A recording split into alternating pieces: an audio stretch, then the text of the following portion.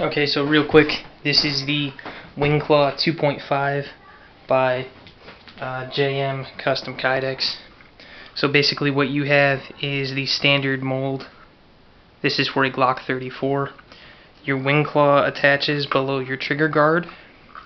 It has a retention screw that you can adjust, a second screw that holds on the Wingclaw portion. And the difference between the 2.0 is the 2.0 claws would attach down here, whereas the 2.5 has the attachment points up high. These are pull the dot loops. Okay, so easy on, easy off, stays in place really well. You have 3 different holes to select your ride height with the loop itself, as well as 2 different holes for ride height in the body. So what this means is I can have a very large amount of adjustability. So I could make my loops longer and cross them if I wanted to. The clips on the 2.0 that attached low didn't work well for me. They slid towards the center line quite a bit. And for whatever reason, that holster printed a lot more center line.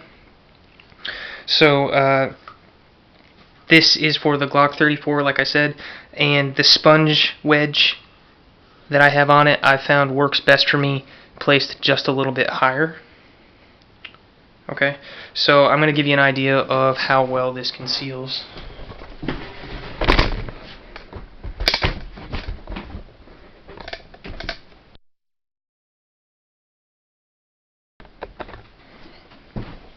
Okay, so JM Custom Kydex. One of the features that I like about the loops is that if I do begin to have trouble sliding, which I have not had, I can always make the loops longer and then cross them through my belt loop if I want to. Also, the appendix single mag pouch from JM. Snap cap. Snap cap. Okay, so that's basically how it attaches. That's where I wear it. I generally wear jeans instead of these. So this is how it conceals. I would never wear it this way, but if I wanted to wear it underneath a plain white tee, if I lean forward, this is a medium.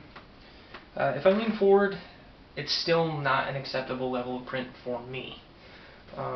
You may think otherwise. If I lean back, very bad. So what does actually print? The front belt loop right here will print just a hair in regular clothing. In a white t-shirt, this is pretty much the worst to conceal, which is why I'm using it. You can see the print. You might get a little bit with that rear sight for those Trigicon HDs, depending on how you wear your pants. I also am using a pretty loose belt. This is a true spec web belt. It's kind of crappy, but that's how it is in a white tee. Okay.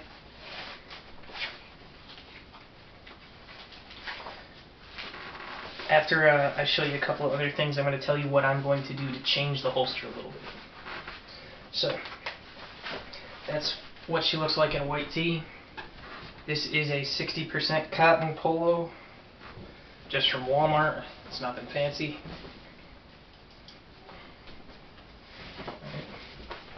It more or less disappears completely. I would be comfortable to carrying this. Has a slight amount of wrinkle to it anyway. Lean forward. Leaning back is always going to print more. Side to side. You bend over.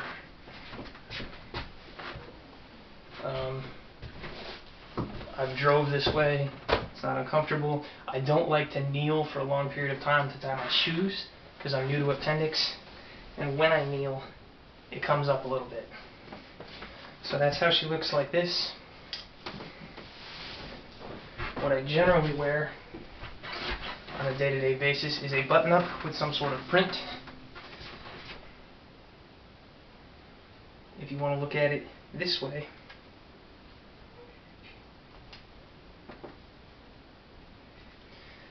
this will pretty much make an appendix gun disappear. It's not even there. Doesn't exist. I've noticed since I began carrying, a lot of people print horribly, and it's oblivious to anyone who doesn't carry. But with this position this way,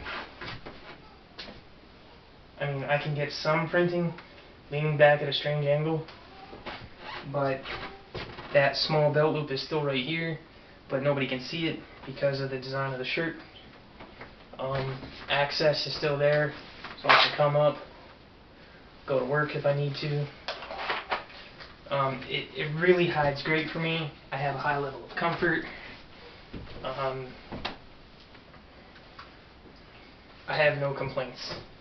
The things I said that I would talk about that I'm going to change. First one is this rear belt loop.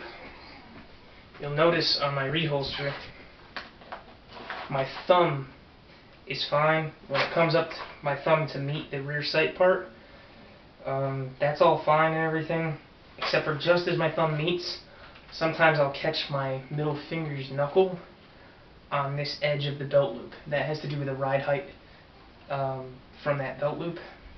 I actually have a little cut in my knuckle from just reholstering that way. So I may cut just a little angle on that corner. The other thing is that I wear an undershirt quite a bit, and just put something like a Livestrong over the wing and up here like this adds a little bit of tackiness. I put it just over the edge of my pad, but that little bit of tackiness can help keep an undershirt, whether it's a wife beater or a white tee, it can help keep that in place a little bit better, because while the holster doesn't move, sometimes the t-shirt underneath it can come up.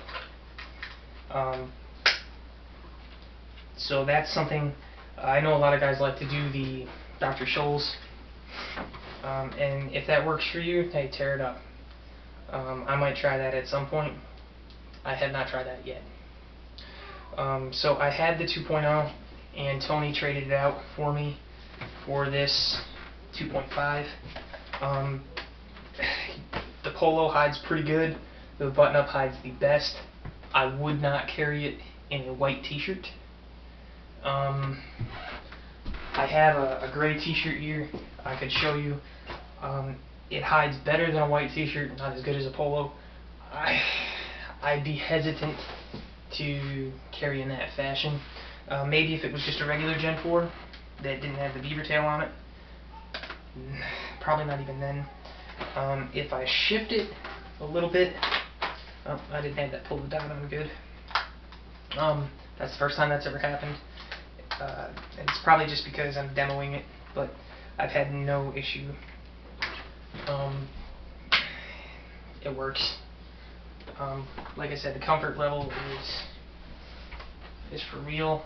There's not a lot of roll out, especially with a 34 pad. I can get it. If anybody was trying to do that though, simply dropping a little bit of weight, leaning forward some, whatever. It doesn't roll out to the point that printing is a problem. That claw is not uncomfortable. Someone asked if it hits my thigh. It does not. The actual shape of the holster. So it's actually like this. So this angle is more or less with my pelvic crease, so that when I bend, it's not hitting me, it's not uncomfortable, it's not in my thigh, it doesn't tear me up, the extra width is not a painful experience. The pad being a little bit higher stops it from levering in so much, but for me, it's a comfort thing. It's more comfortable for me if I have my pad just a little bit higher. I'm not done experimenting with pad placement, so with a lower pad, if I can get the angle right, or if I can shave it a little bit, because I do have 2 of these pads, I may be able to get better levels of concealment. Even with that, I can't see it being a t-shirt holster because of the front loop.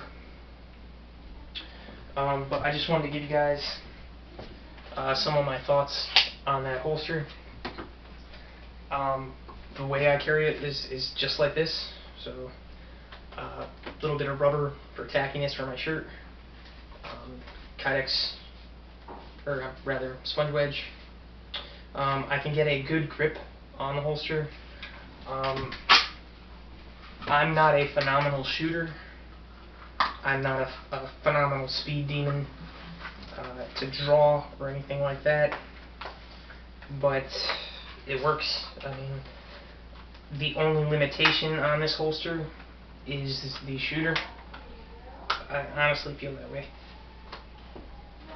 I can't complain at all about the holster's performance. It has positive retention. I don't know if I mentioned that. It clicks in good. It's not going to fall out or anything like that. I can take it upside down and shake it. It works well for me.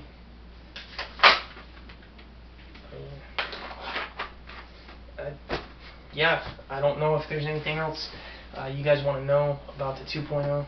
If there is, I'm happy to take any pictures if you'd like, answer any questions. That's it.